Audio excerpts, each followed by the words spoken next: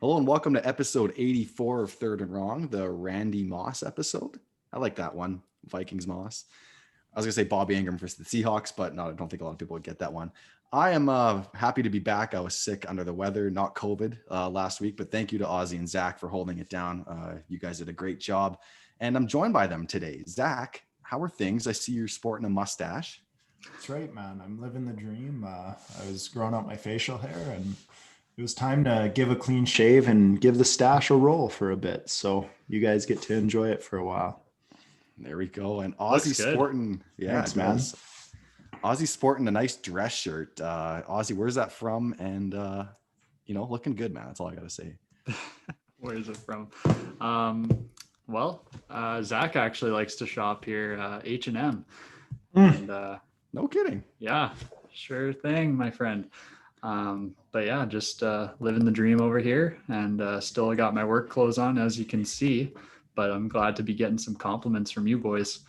It means the world. So Just wait till this Dream goes up is on just, YouTube, man. Your modeling career is about to take off.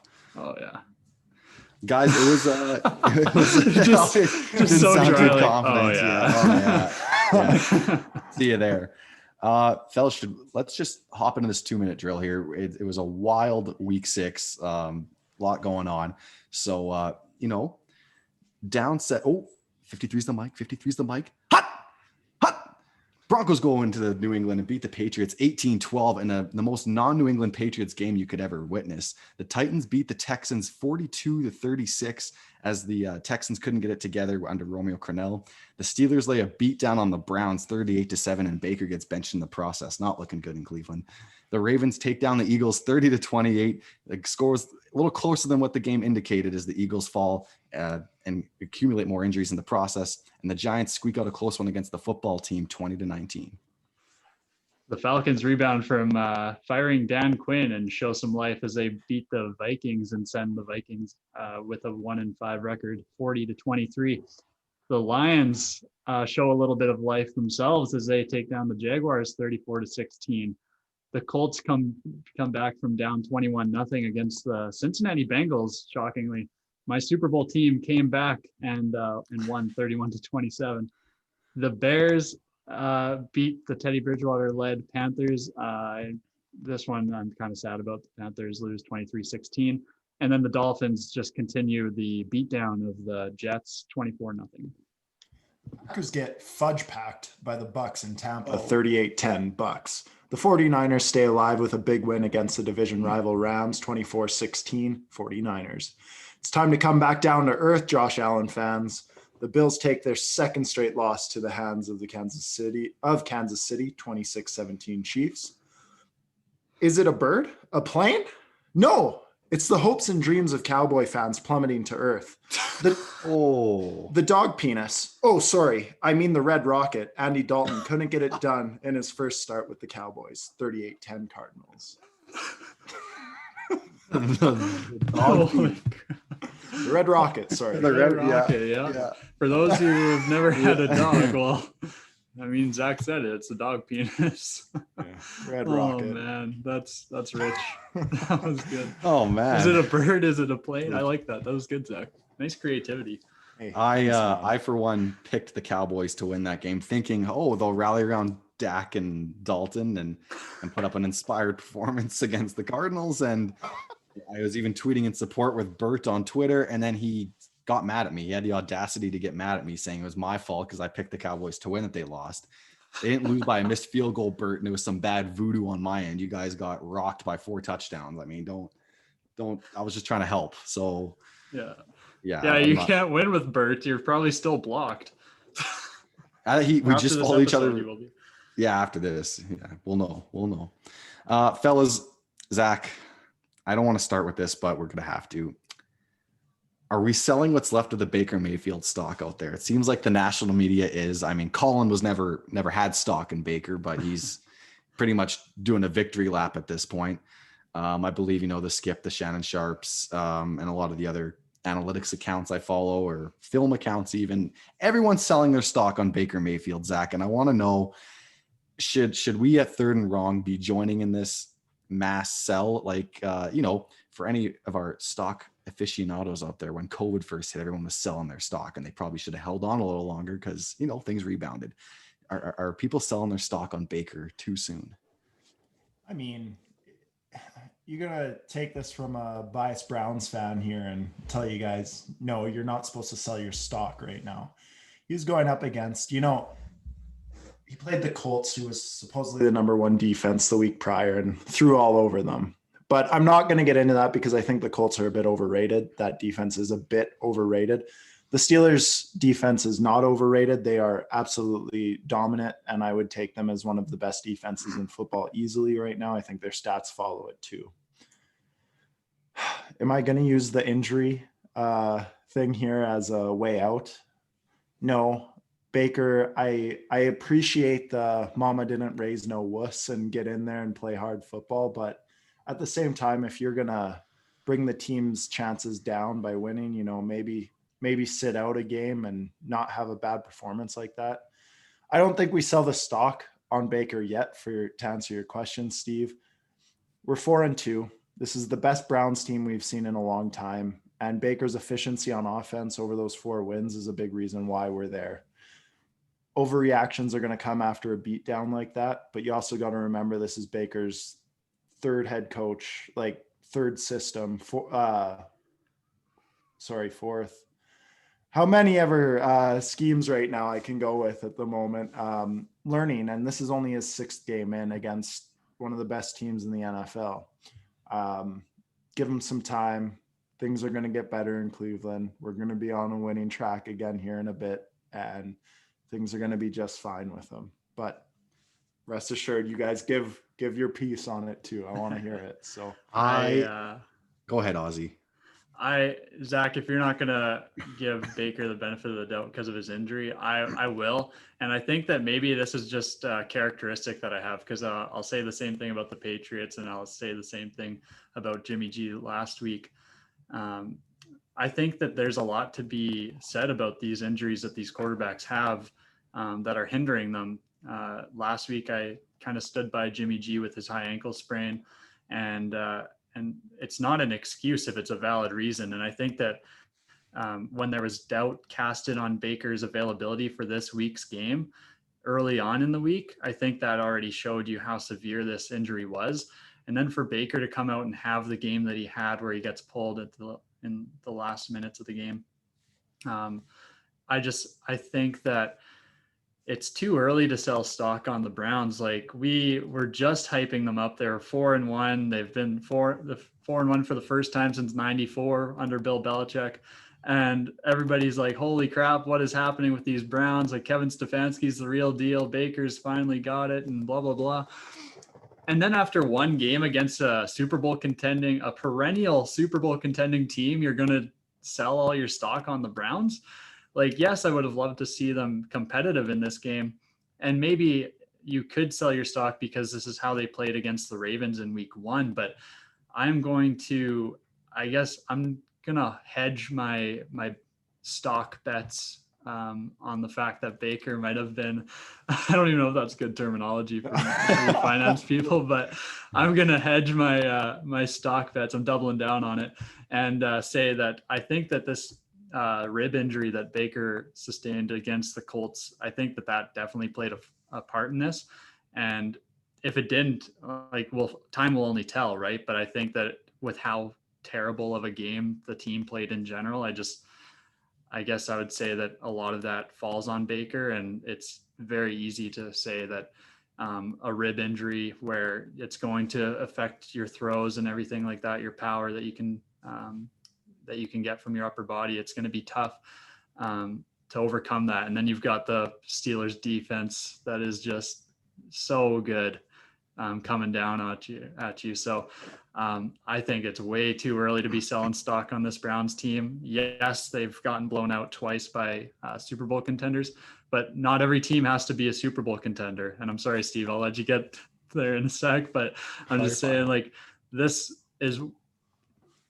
they can still be a good playoff team and not be at that point yet where they're competing for the Super Bowl. Like, people forget that. So No, it's totally fair. I'm not going to sell my stock either. I said at the beginning of the year that I would give him, you have to give him this full season because it is a new offense and whatnot. So there's going to be bumps on the road like this. It's just really discouraging to see, against two top defenses, to see how bad it's been. But I mean, at the same time, I don't think we're expecting this Browns team to be a Super Bowl contender. Like, a successful season for them is getting to the wild card or divisional round.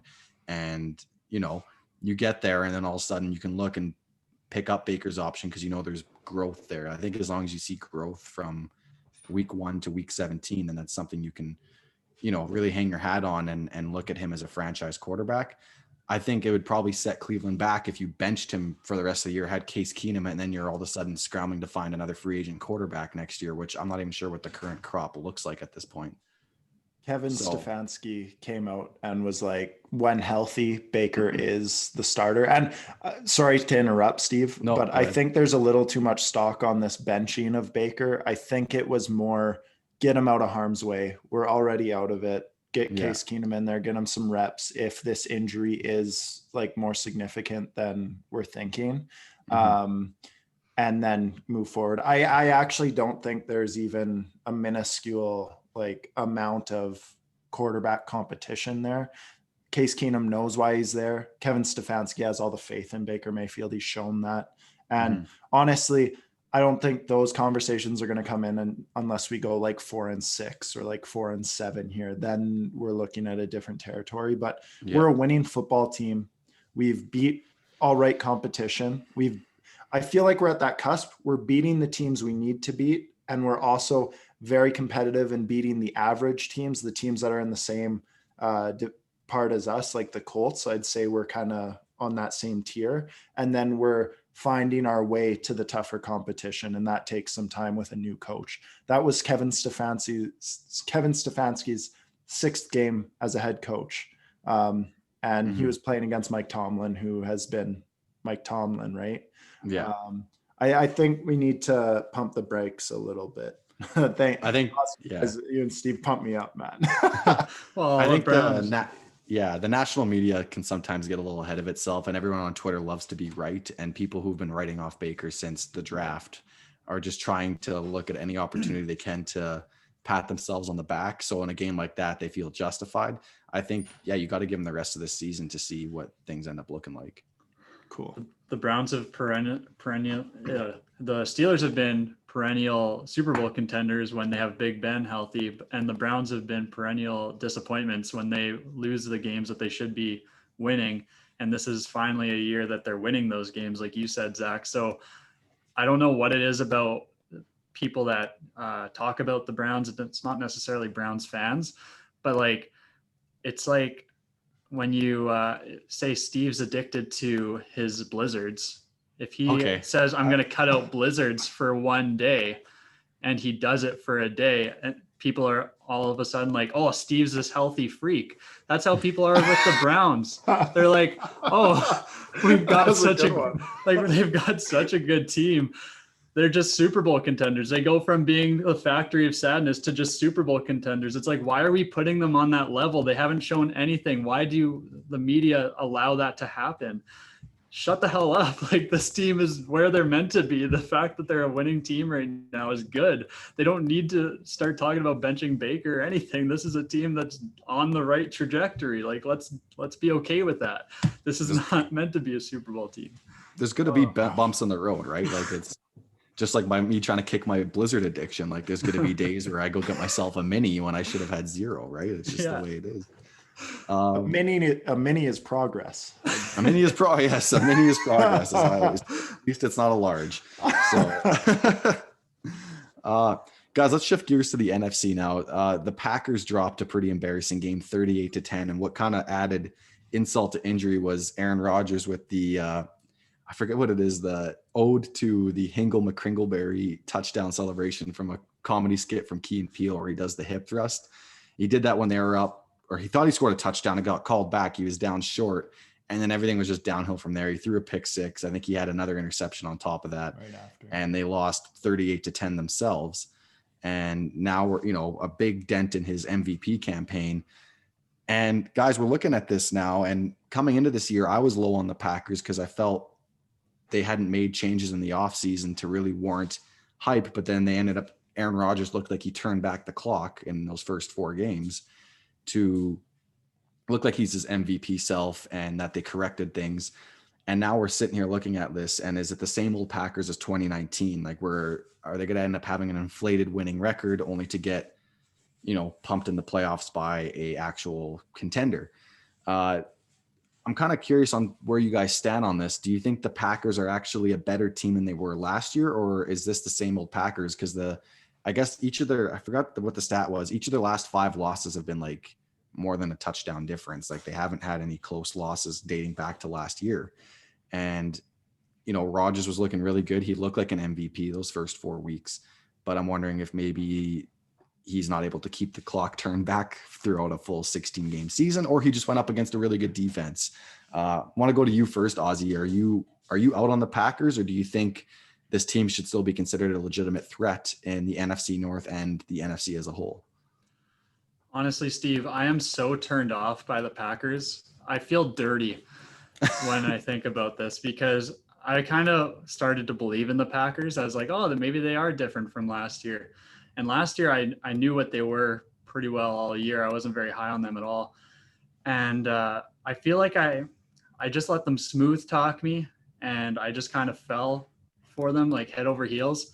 And then this happened. And now it just kind of feels like I was used and abused in some ways, because I went from being right about them last year, and then what changed really? Like, nothing really changed.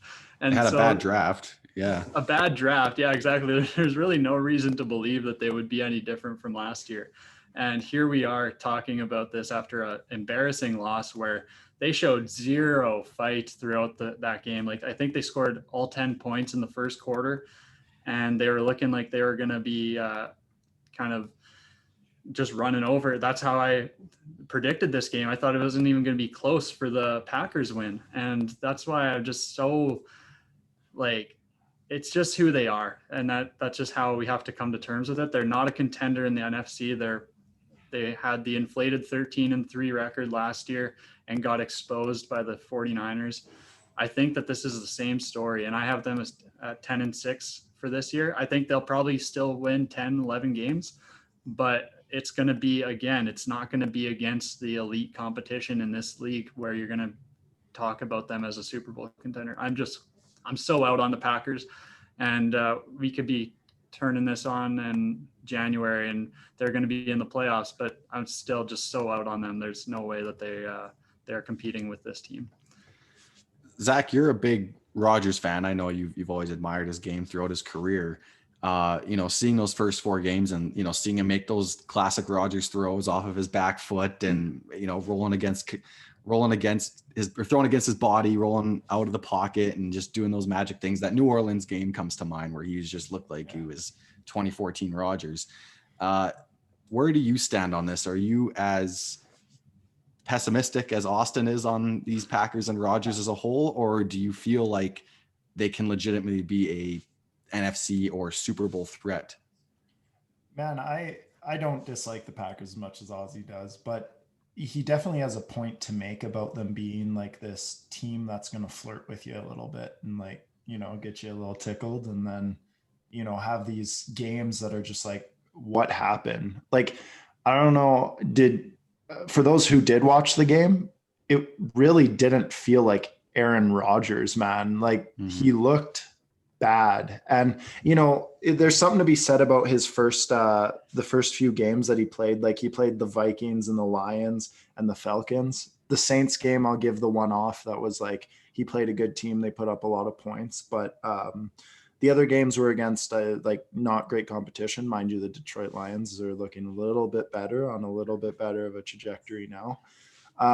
But I've always been high on the Packers, and I really like LaFleur, their head coach. And I do think their recipe is good when they're all playing on the same even keel level, where Aaron Rodgers isn't all frustrated and is being his, he can kind of be that superstar entitled diva. Yeah. And we saw that. Like, you saw him walking off the field. So I'm going more by the eye test here with Aaron Rodgers walking off the field, and you could see him rolling his eyes and looking to his other players and giving that look. And when the other team was like Ndamukong Suh was going at him, I don't know if anyone else saw that. I saw that. Yeah. And I was hoping that it was going to awaken Aaron Rodgers, but it made him more of his diva self. And it saddened me, because I think when Aaron Rodgers is on and he's playing and having fun, that team is good and could be a Super Bowl contender. But if he's going to allow teams to get under his skin like that and allow him to become that diva again, which he was trying to kind of put on the back burner the way he was coming into this one, and like being like, oh, I'm going to be a good mentor, I'm going to be like this MVP level player. And now he goes back to being a diva against like the one game we thought he was going to show that he's ready to win a Super Bowl. It was really deflating. I do feel like LaFleur is going to come up, scheme some good games up, and get back to that run game with Jones, and they're going to do some good things. But that scared the hell out of me, man. As a Packers and Aaron Rodgers fan, it sucked to see them just crumble like that when the diva came out. And so early on too in the game, like it's just, there's no contest after the first quarter. Just the slightest hint of adversity, and he just kind of turtled. Yeah, it was really weird. And we've seen him do the opposite. We've seen him get hit with adversity and throw freaking Hail Marys that nobody's ever seen. Like where was that for three quarters? And like one of the worst crumble jobs, man. Like he went from at that time when he was hip thrusting to 9-0 or whatever, to as soon as he threw that pick six, that game was over. It felt like that diva was like, I'm here now. And it was like wild. It's kind of strange. Like Colin was making a point that like Brady makes like his legacy's built on his come from behind victories, you know, the 10-point deficit in the fourth quarter against the Seahawks, and then the 20-3 against Atlanta. Like those are marquee Brady games that people turn to when reflecting on his legacy. And he's saying, he's like, you know, Rodgers outside of those Hail Marys kind of lacks that, you know, you punch him in the mouth and he kind of recedes a little bit. And I don't fully agree with Colin on that, because I think he can kind of come across as almost a Rodgers hater. But I mean, you even look at Wilson, and now my bias is coming out, but like when down to the Vikings and they mic'd him up, and he's saying on the sideline before the Seahawks final drive, he goes, you know, they already know what's going to happen. We're going to win this game. And like, obviously they're only down by one score at that point. But I mean, if you're Aaron Rodgers, it's the first quarter and you throw the pick six. I mean, that shouldn't be a reason to go and turtle, right? Like Russ threw a pick six against the Patriots and they ended up fighting and clawing and winning that game. So, I mean, there's just so many different ways and these quarterbacks handle adversity. And I'm not saying Rodgers is inept and unable to handle adversity, but that, I mean, it wasn't a great show from a veteran Hall of Fame quarterback that, you know, thinks should probably be able to handle those certain types of situations. Honestly, you literally have three quarters in a game. Like I just still can't fathom that for three quarters he went MIA. Your best player cannot do that. And I don't care who he's got to throw to. Devontae Adams was back. We've seen Carson Wentz do a lot more with a lot less. And I think it's right that we can compare those two, because Rodgers should be seen as superior to Wentz, and Wentz is doing that. So where is that in Rodgers? Is that gone? Because I don't see when the going's good, everybody loves it. But when the going gets tough and then you disappear, and for three quarters in a game, like, yes, it's the regular season, but come on, let's show some balls here. Rick, Red Rock. Oh yeah, I just hear that, man. Coming out. No, I mean, yeah, it's definitely disappointing to see that from a Hall of Fame quarterback. So, Ozzy, your Patriots put up a kind of a disappointing performance against the Broncos. They had Drew Lock back, which was great to see him back from his shoulder injury, but I didn't have a chance to really watch this one too much. Your Patriots are now 2-3, third in the division as Miami improved to 3-3. The Bills are 4-1. All this COVID rescheduling has kind of screwed me up as far as what I can remember. The team's records are off by heart, but are you at all worried about the Patriots' chances of making the playoffs at this rate with how good the AFC North is looking? And with, you know, the Bills look vulnerable now, but it looks like it's still their division to lose. I mean, is time running out for the Patriots to make a playoff push, or can they still turn the ship? Yeah, I'd say that there's still tons of time, and that's not me just being an optimist. I think that when you look at the the problems that surrounded the Patriots in this game. Definitely a part of it was Cam Newton kind of hindering us with the way that he was playing. But I also look at it, and he had one practice in 2 weeks. So being on the COVID list is obviously detrimental to any player, let alone your quarterback, who we talk highly about as kind of being the leader of an offense. So that's kind of point number one. And then our offensive line has had to go through so many changes. You've got Shaq Mason on the COVID list, who's a all-pro right guard. You've got our right tackle, Jermaine Illuminor, goes out in one of the first couple drives. And so we had so many players shuffled around. We were down to our left guard, Joe Tooney, was playing center because our first and second string centers were out. And Isaiah Wynn, our left tackle, moved to left guard. And then we had somebody playing left tackle who's normally our right tackle. Like, it was so much shuffling around on the offensive line. And it really showed that was a problem at times in this game. Bradley Chubb, the defensive end for the Broncos, is really incredible. And I thought that we might be able to slow him down, because if it was him and Von Miller, I was a little bit more scared. I thought we could maybe handle Bradley Chubb and company, but no, he was able to kind of have his way with this offensive line at times in the game. And it really got to Cam Newton, who looked a little slow in the pocket, didn't look like himself. It didn't look like we wanted to have him run a whole lot, which was interesting. So I was kind of curious about those decisions, because he was our best runner in the game as well. Because also Sony Michel was on the COVID list. So we had 3 guys go on the COVID list just on Saturday. So it was like a lot of last minute shuffling with 0 practice time. So in response to your question, like, these sound like excuses, but this is just the fact of the matter. And what my point being is that these are all things that are going to subside to a large extent. David Andrews is coming back next week. James Ferentz is going to be off the COVID list within 2 weeks. So at least we'll have some players back on that offensive line, because that was huge to lose. And then with this division, I think that we can do some kind of work some magic. I don't think we've played the Jets yet, if I remember correctly. Don't believe so. And we've got a win against the Dolphins already. We're going to get to it soon, but we'll be playing against a rookie quarterback in Tua later on in the year when we play the Dolphins. So Belichick's got a good record against rookie quarterback. So there's going to be a couple wins in this division that I think we can sneak out. I'm not discounting the Dolphins. I just think that we can possibly take advantage of a young quarterback. And so I think there's still definitely room to fight. It's 2-3, still lots of football left to be played. We had an early bye, so we'll be back at it next week, and we'll kind of see how we rebound against a really good 49ers team who just rebounded. So I think that once you start talking to that like 2-5 kind of mark, when it starts to become less likely that you're a double-digit win team, that's when I'd start saying the time is ticking. But as we've got 5 games under our belt, I think there's still more than enough time for this team to get the pieces back that have been kind of taken away from COVID and otherwise.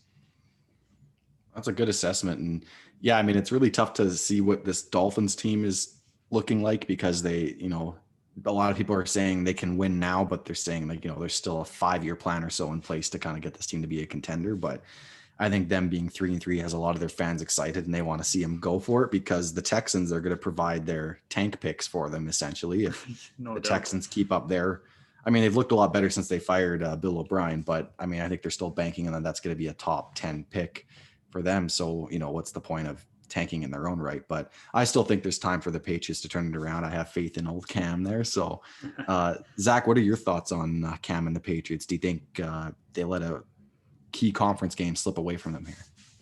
Oh man, I love seeing the Patriots take a big L like that.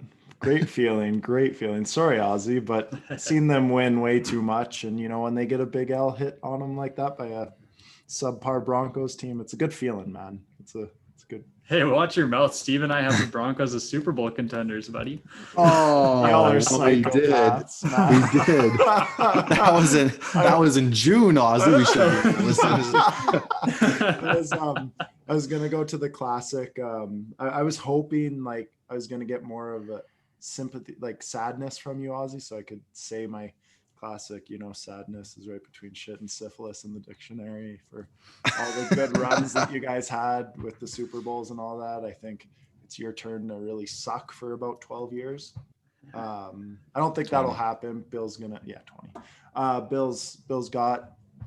He's gonna get the best out of that team. I think I have them 8-8. I think they're falling right into that right now.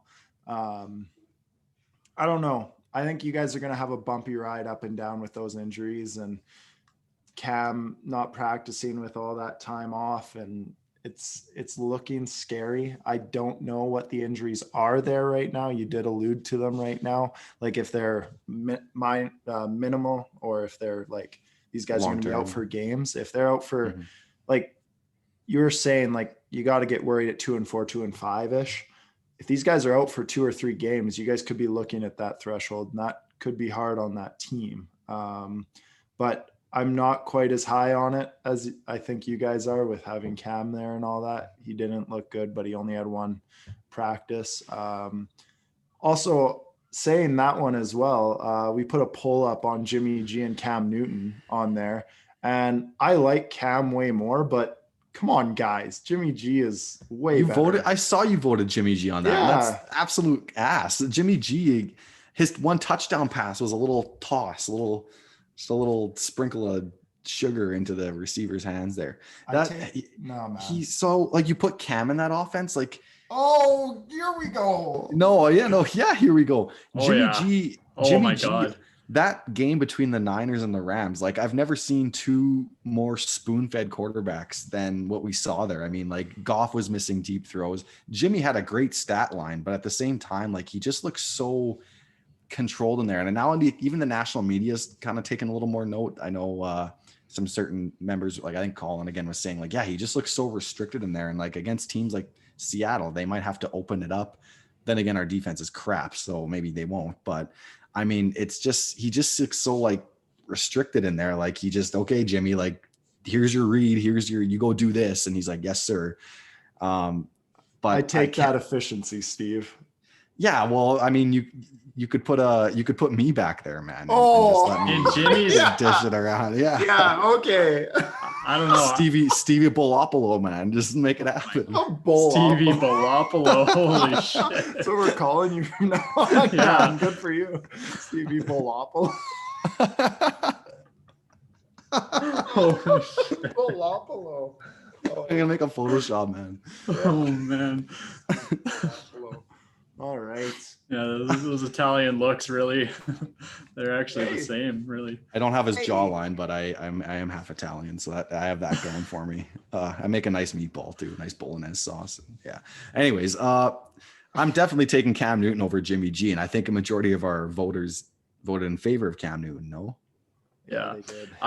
Watching Cam Newton I know it was 1 game, but seeing the potential there in that Seattle game when he was dropping it in the bucket, and there was some really good throws where he was really proving you wrong, Zach, quite frankly. And I would just love to see that, because we haven't seen it with a couple missed games, and then this latest. I'd like to see us get back to that, because holy man, he is looking really complete when he's got some time there.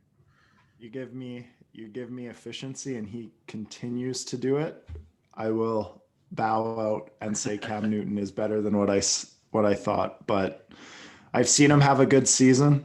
I've seen him have plenty more bad seasons than good seasons. So as long as he shows me, and he's in the he's good. He's got the opportunity to be consistent here. So we got to see it now. Yeah. All right. Well, let's sticking in your division, Ozzy. You alluded to it that Tua Tagovailoa. I don't think I said that right. I'm just gonna say Tua.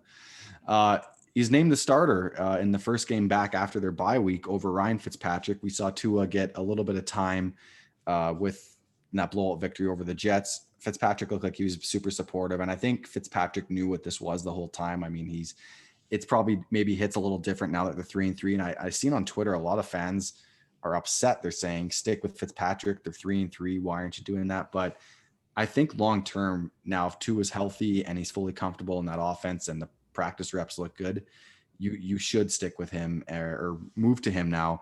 And Fitzpatrick knows his role. He can mentor him and go from there. I think, in today's NFL, very rarely do we see, Aaron Rodgers situation where you're getting mentored by someone for 3-4 years before you finally get your chance. You got to learn by playing. It's a fast-paced game. And I agree with this start. I mean, best case scenario, he takes off and they go to the playoffs. And like we mentioned, Houston helps them get the high draft pick and they can continue building the team. And worst case, or that's the best case scenario, I guess. Worst case scenario is, he struggles, has his growing pains, but shows flashes. And, you go 5-11. Well, so what? Wasn't really thought of that you were going to do anything this year anyways, if you're the Dolphins. So I want to go to Ozzy first, because it's in your division. What are you thinking of this Tua move? And I guess as an opposition, are you a little more fearful of him than Fitzpatrick in that next game you're going to have to see him, or in games that they're going to be playing that could potentially cost the Patriots a playoff spot, or are you kind of indifferent? I'm kind of on the fence with that one in terms of how I feel about the opposition, because part of me thinks that as I talked about when I was speaking with the Patriots, it was Belichick's got a really good record against rookie quarterbacks, but on the other side, Tua is he was a really good prospect coming out, and he was coached by Nick Saban, who is like Bill Belichick in college football. So I got to think that he's really prepared for this. And from a team building aspect, I really love that the Dolphins are doing this. You don't need to have a redshirt year for this guy that you just drafted, 6th overall? 5th? I thought. 5th. Yeah, I thought that was Herbert. Okay, yeah. Oh, wait. Herbert was it 6th? Oh, do I got it mixed up? Yeah. Okay. So 5th overall. You don't need to go the full year without seeing what you have in him. Like you said, Steve, this isn't meant to be a year that they're meant to contend. Ryan Fitzpatrick set the stage really nicely. He did excellent. And that's what you could ask for from a bridge quarterback. You've got the support of this bridge quarterback, and you know what you have in the event that Tua is struggling. And if you guys see the opportunity to be a playoff team and Tua is struggling, maybe you can go back to Fitzpatrick after a few games. But allowing Tua, I would say giving him the keys from here on out would be the most ideal plan of attack. And that's probably what the Dolphins are going to do.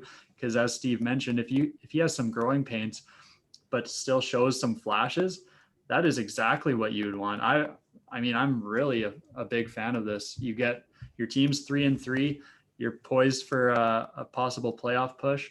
And worst case scenario, you spend one more year rebuilding. This is year 3 in this rebuild? Or is it year 2? This is only Flores' only second season as the head coach. Yeah, which is even more incredible. The fact that they have the talent that they have on this roster, the draft capital that they have. This is the perfect time to play Tua. I really like it. Play him mid-year with something on the line, because that adds a little bit of pressure. Don't do it when you're out of the playoffs and just trying to see what you have in your guy. Do it while you still have a chance. Put a little pressure on him. He's, like I said, he was coached by Nick Saban. He can handle the pressure. Zach, great explanation, Ozzy. You were very high on Tua. I think he was your highest graded quarterback in the draft. In your pre-draft evaluation, had him over Joe Burrow. Obviously, we were all pretty out on Justin Herbert, which is kind of biting us all in the ass now. But are you excited to see Tua play, or do you think he needs more time on the bench?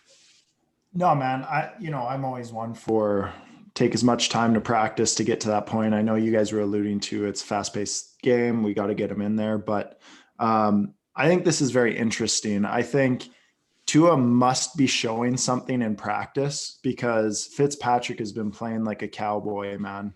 He's been playing he's got that Fitz magic back this year. And I did think it was a shock when they did say Tua was coming in, because they're coming off a 24-0 win against the Jets, mind you. But they're coming off a win. They're 3-3. They have momentum going forward, and Fitzmagic's playing like Fitzmagic.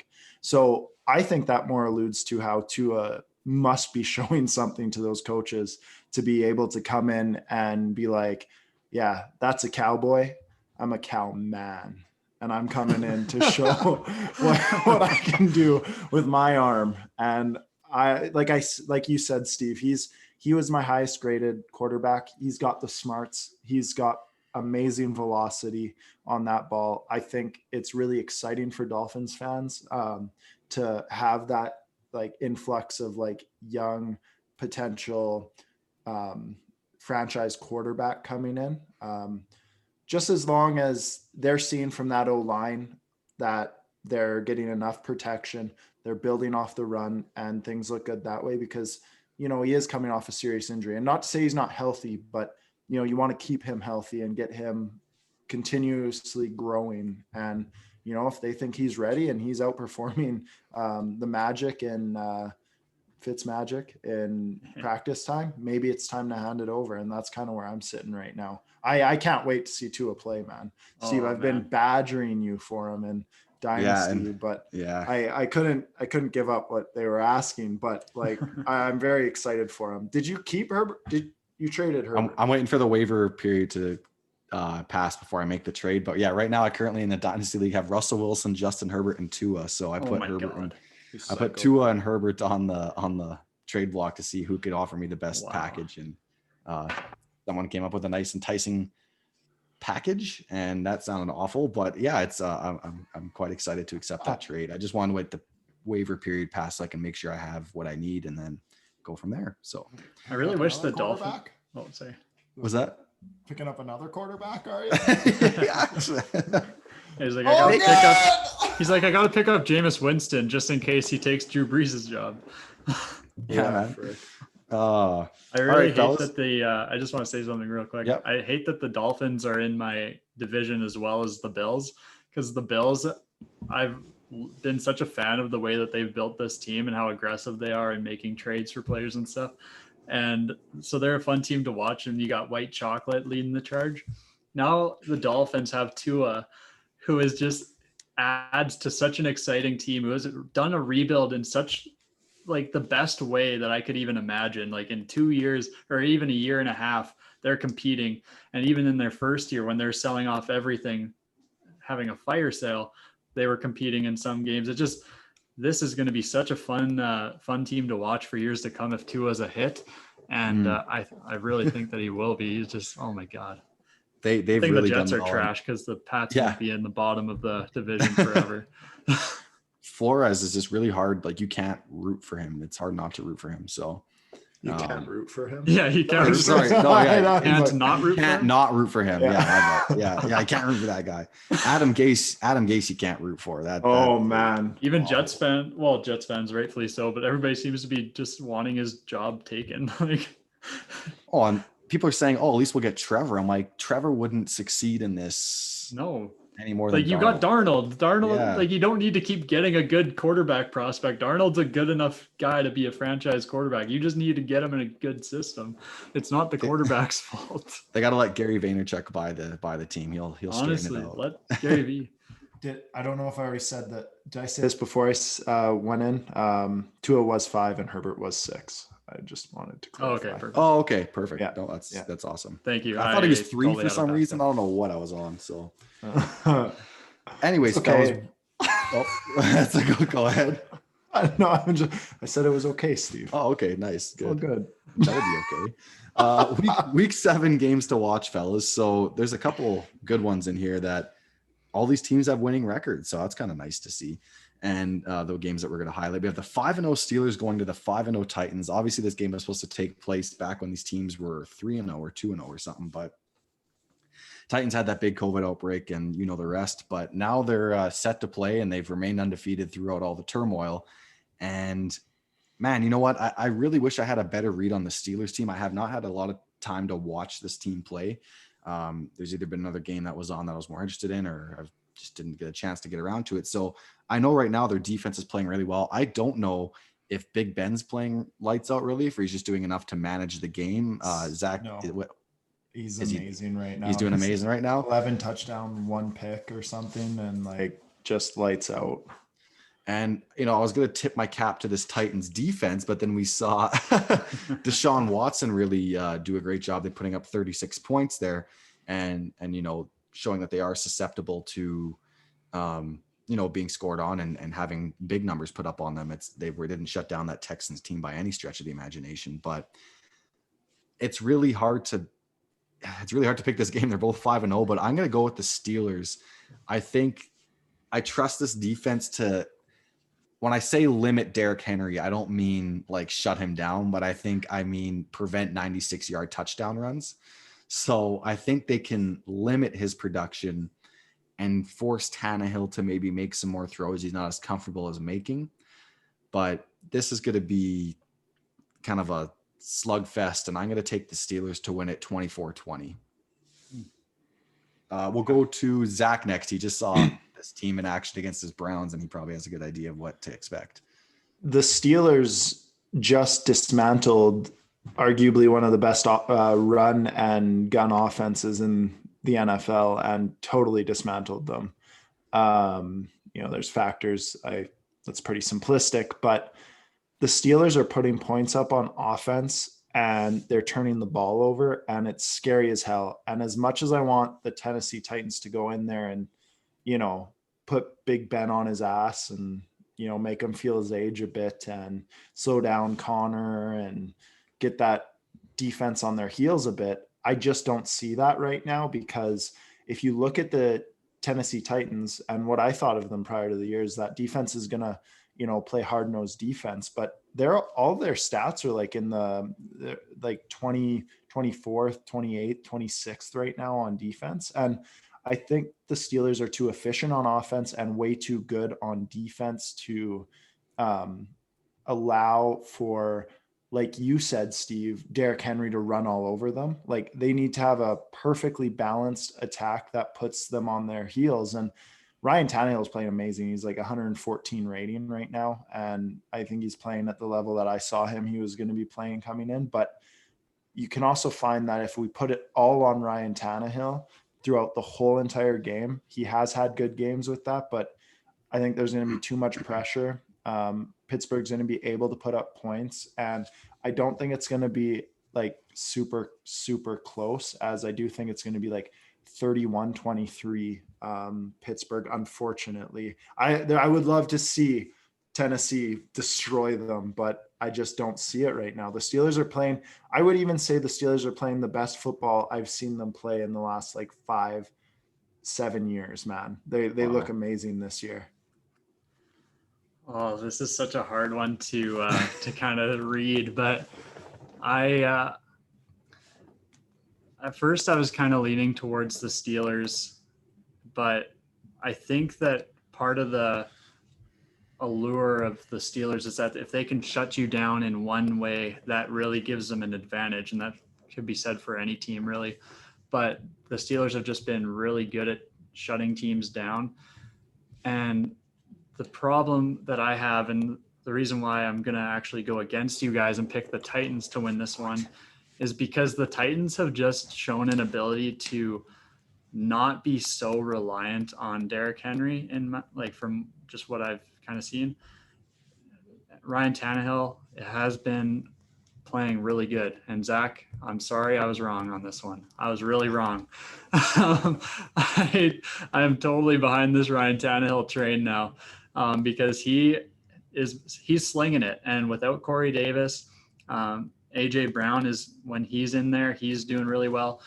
Hopefully he can stay healthy because they need him. But I really do like what this team has offensively, from the wide receiver position to obviously Derrick Henry at running back. And they even had, what was that guy, McNichol, Jeremy McNichol or something, another running back that was making some plays against the Texans. So they can mix it up really well.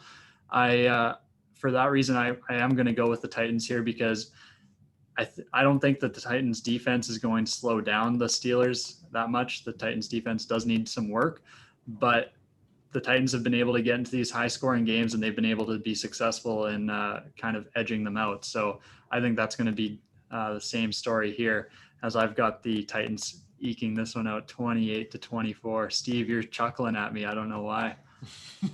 No, I can't really say on the podcast why I'm laughing right now, but anyways.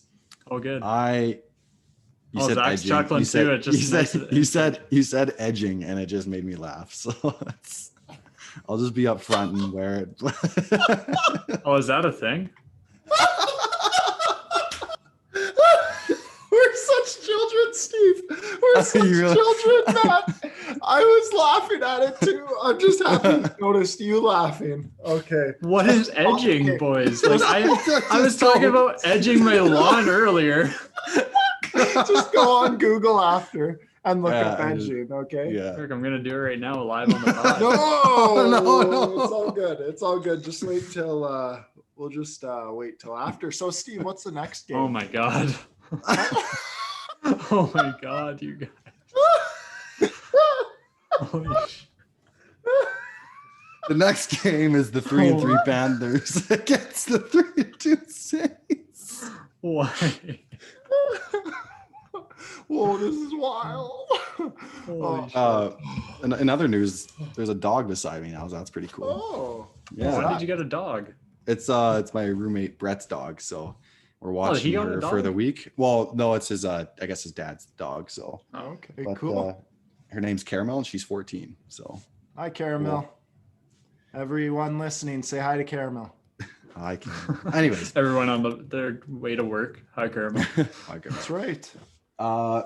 Anyways, so the 3-3 Panthers are going to the 3-2 Saints, and normally this wouldn't be a big marquee game just based on before the season you would think the Panthers are going to be rebuilding and the Saints are going to be contenders, but you look at it and the Panthers have found themselves at a nice 3-3 record. They're playing really good football right now, and Teddy Bridgewater's done a great job leading that team.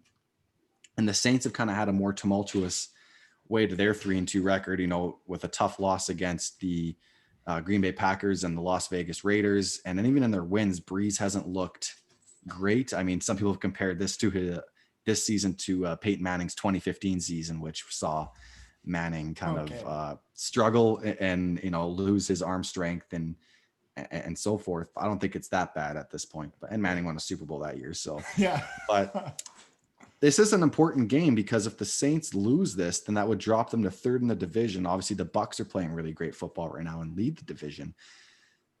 My question is, guys, are the Panthers for real if they win this game?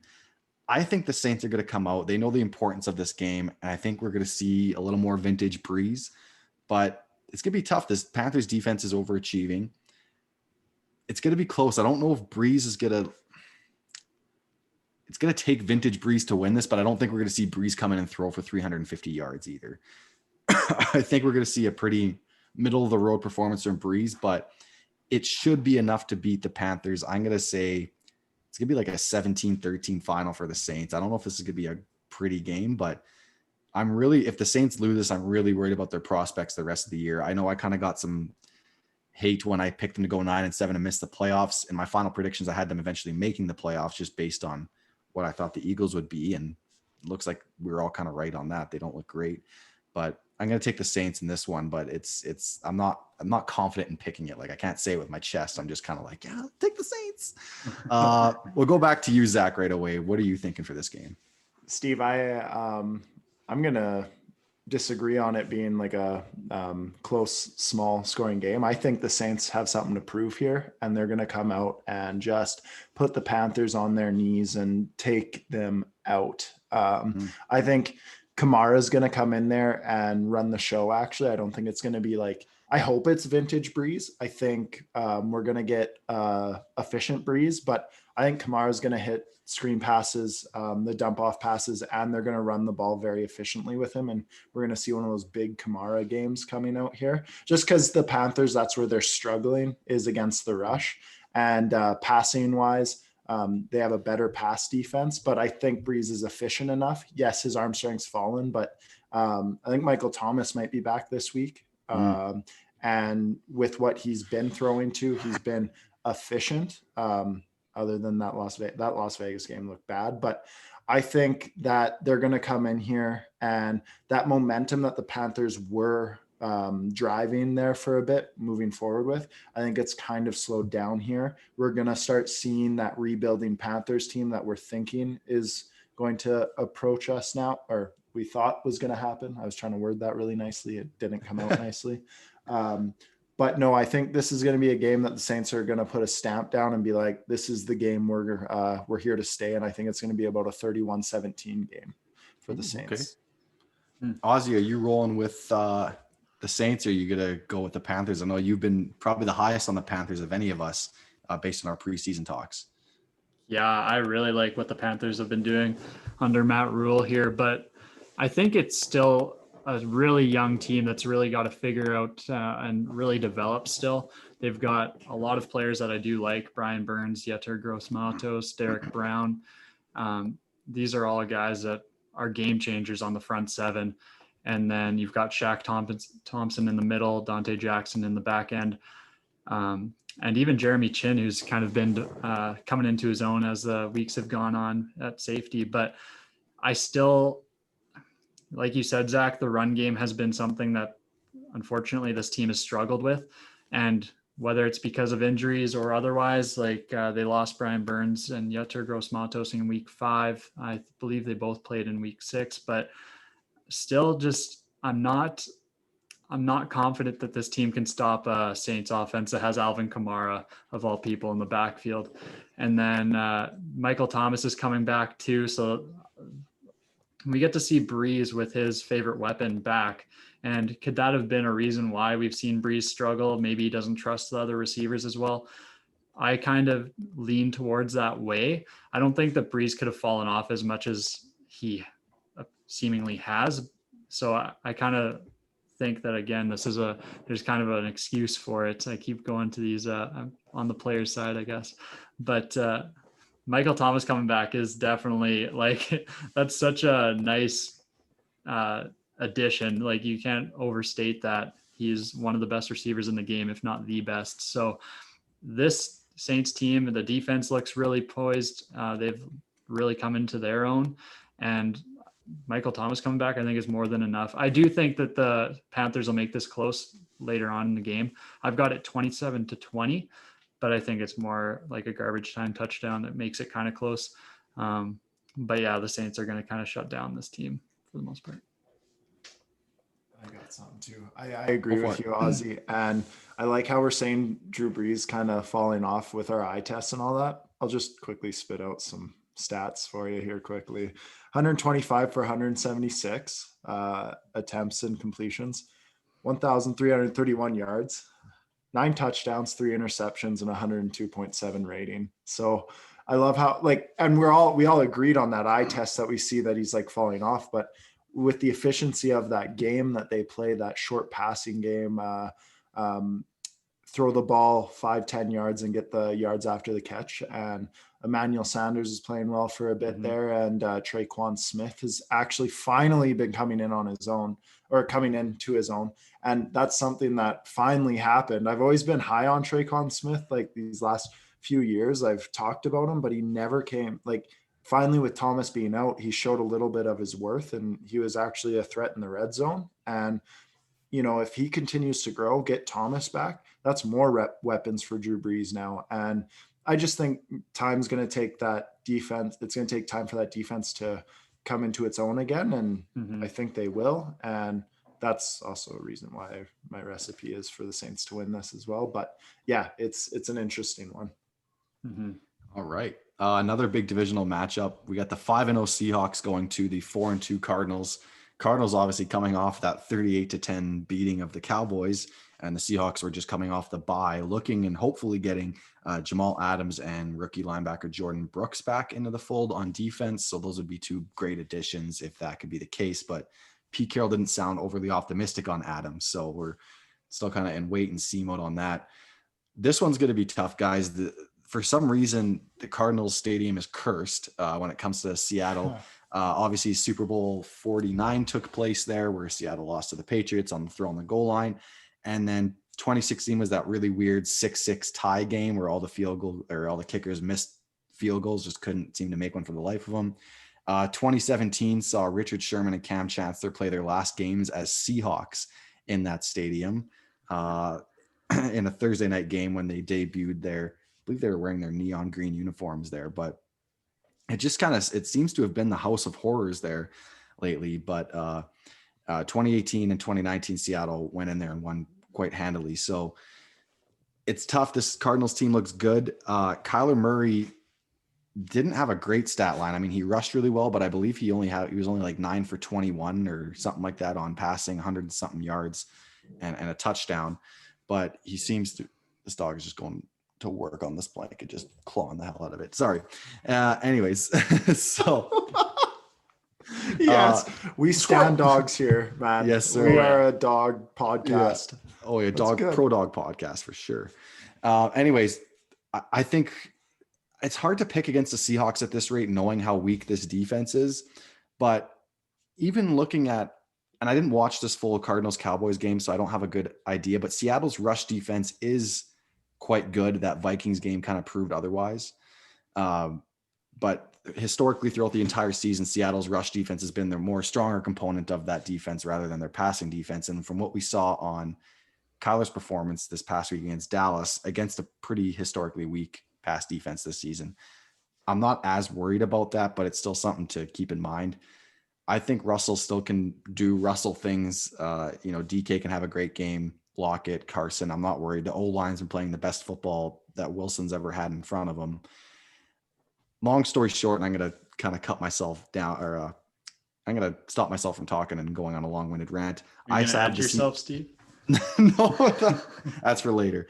Seahawks are going to win this game 37-30 final. It's going to be a high-scoring, high-flying game, but I'm just really worried that Drake could go off and those running backs on Seattle if our rush defense doesn't step up to the plate like they didn't against Minnesota. But I think the Seahawks can improve to 6-0 here. Let's go right back to you, Ozzy, since you want to be a wise guy. Oh, I'm so pumped for this game. This is going to be such a good one. I think that watching that game last night, it looked like Kyler Murray was kind of messing around. Zach, I'll let you get your giggles out before I continue. No, Steve keeps looking at Caramel Caramel, yeah. Caramel, and freaking I can hear her like after that blanket, and it's like the cutest and like the most like the funniest thing I've heard Steve say is this dog is going at that blanket. I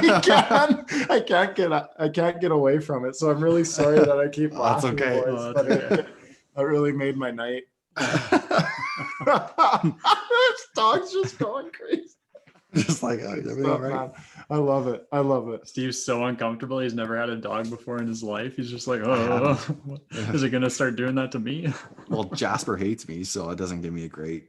Rightfully so. With the starter. Well, no. Anyways. Yeah. Anyways, sorry for another podcast. Yeah. Sorry for another rundown on that sometime. Yeah. Steve loves dogs. Yeah. Yeah. Go ahead, Ozzy. So. Yeah, exactly. Just to be clear. But yeah, as far as the Cardinals and Seahawks game,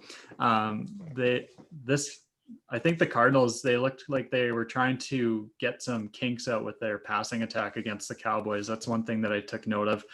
They don't want to be as reliant on the Kyler Murray to DeAndre Hopkins connection, and that was pretty evident yesterday. They got Larry Fitzgerald more involved. They had a couple deep throws to Andy Isabella that Kyler couldn't connect on. Looked like they just weren't on the same page for two of those. And Christian Kirk had an incredible 80-yard touchdown. So this offense looks so explosive. As I said earlier, Andy Isabella could have had two big ones where if they're on the same page, this offense just shows that it's got something there. And against a Seahawks defense that has improved, I think that there's a lot of weapons here that's going to keep it really tough. I don't think that they're as reliant in that run game as you may wish, Steve, because it's a really good balanced attack in my opinion, and I think that it's going to give the Seahawks fits.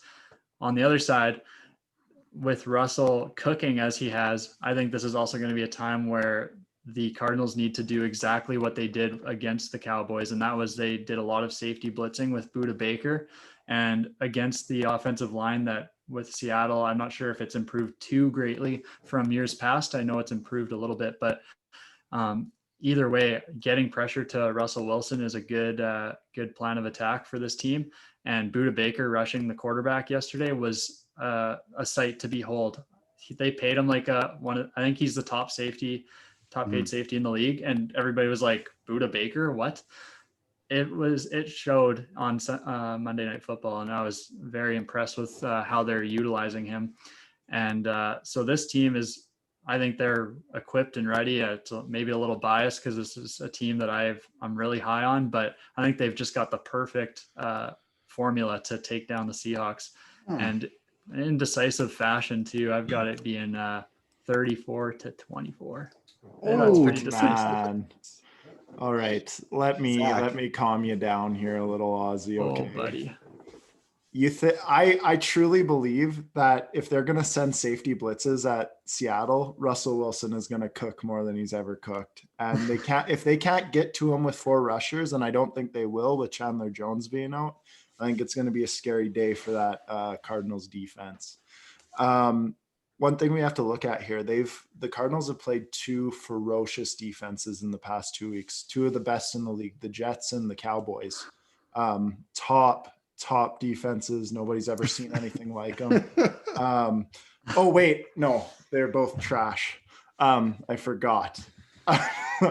But I think you guys know how I have very little faith in this Cardinals team in being a team that's going to go far in the playoffs or maybe not even make it. Remember where we were 2 weeks ago when they didn't play those 2 crap teams? We were all like, uh-oh, look at these Cardinals. They rebounded against some crap teams, and now they're going to play.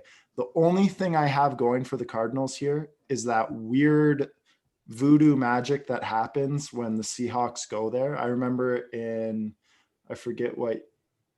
I always seem to remember the Seahawks going to Arizona and they always lose, man. And, Steve alluded to it, and it's just sickening that would be the only reason they win this game, because honestly, if they're going to try and fool Russell Wilson, it's going to be funny on the defensive end, because Russ is just going to be like, oh yeah, that was a cool one. Are you giving cover 0? It's over.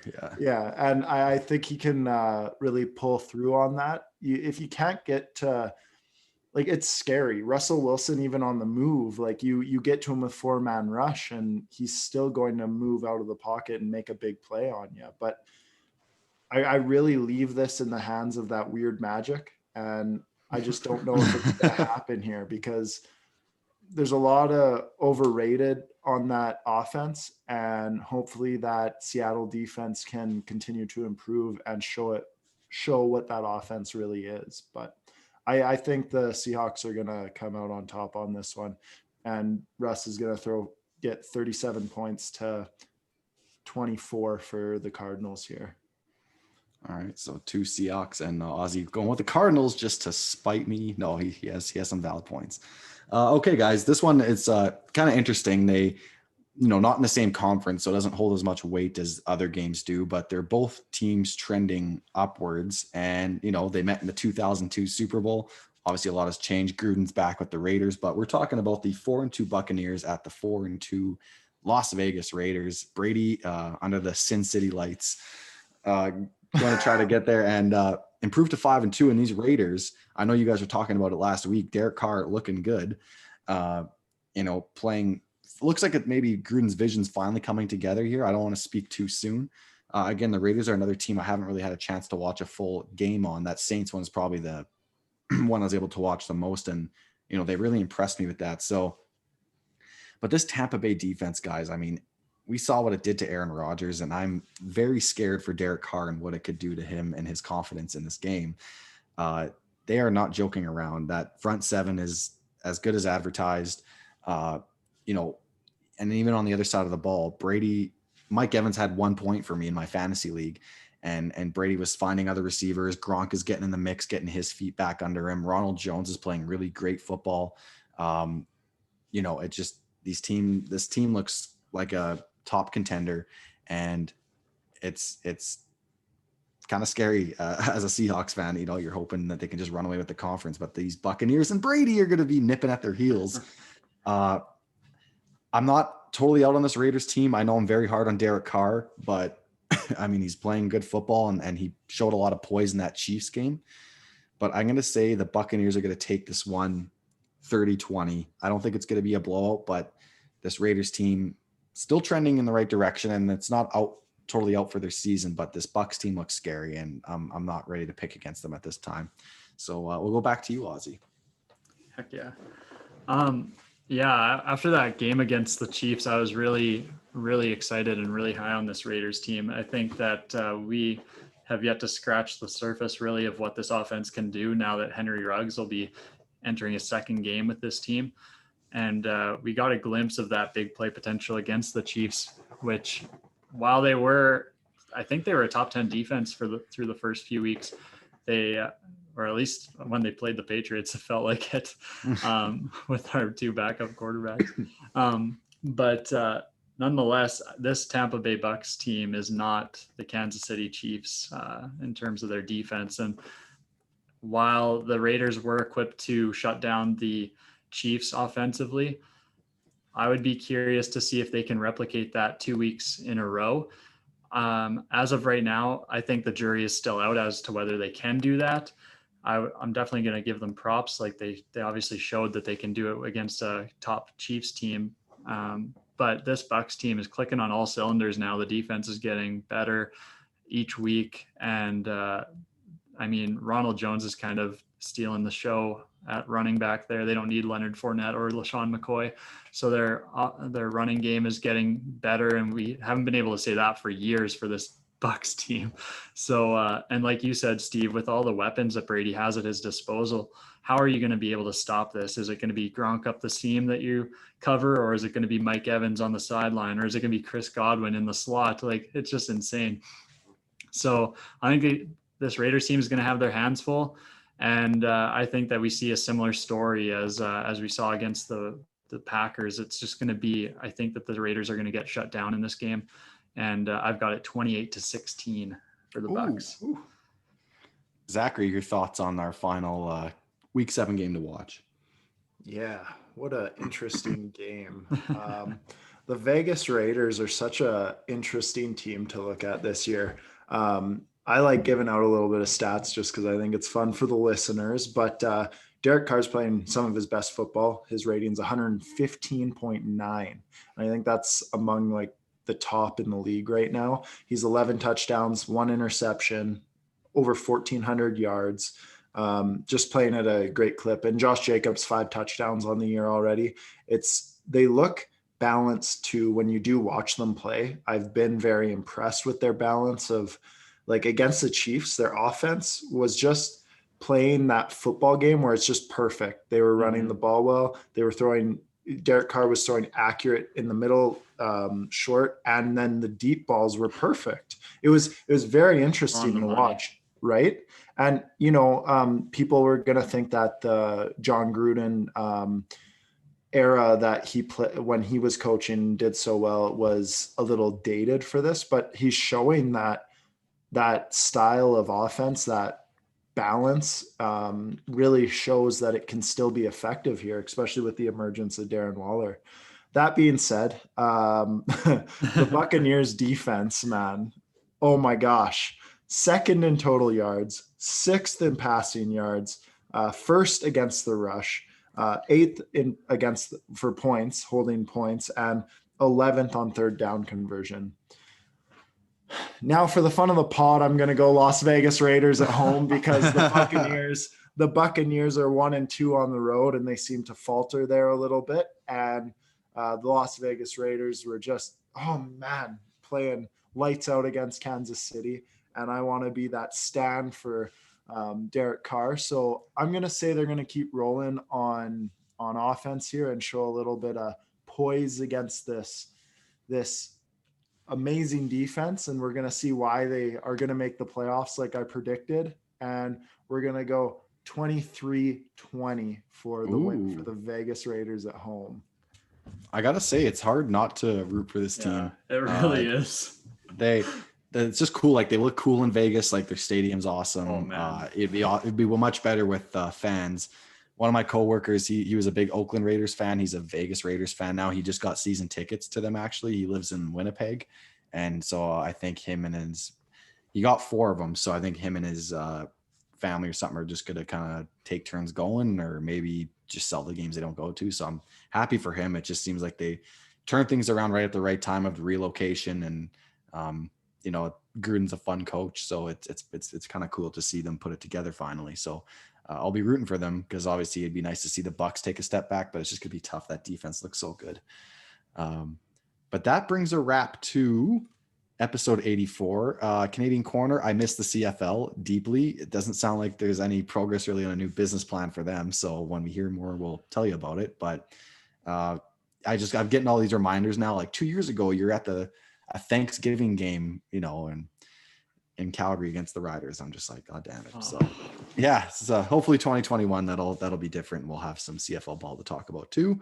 But in the meantime, you can find me on Twitter at SteveBolin22, and you can find me on Instagram at SteveBolin_. Ozzy, where can the fine folks find you? You can find me living the dream. On Twitter and Instagram at AustinPaul_. That's Austin with a Y, not an I. Sorry, Zach, I had to steal it from you. I didn't know what to say. Zach, you could steal his like Zach. It's Zach with an H. No, don't say it. Don't. You're gonna do it. Oh, think. Zach, 2/3 of this podcast just screwed you. Where can the fine folks find you? And we're cool. We're thinking this. Man. You can find me on Instagram at ZachVoth_, and you can find me on Twitter at ZachVoth. I got nothing cool for you guys anymore. Do you still want to say it or no? No, you ruined it. I'm sorry. Thank you. Zach with a Y, not an I. Zach with an H, not a K. Okay. Yeah. Obviously, be sure to check out all our amateur agency content, Facebook, Instagram, Twitter at the Amateur Agency.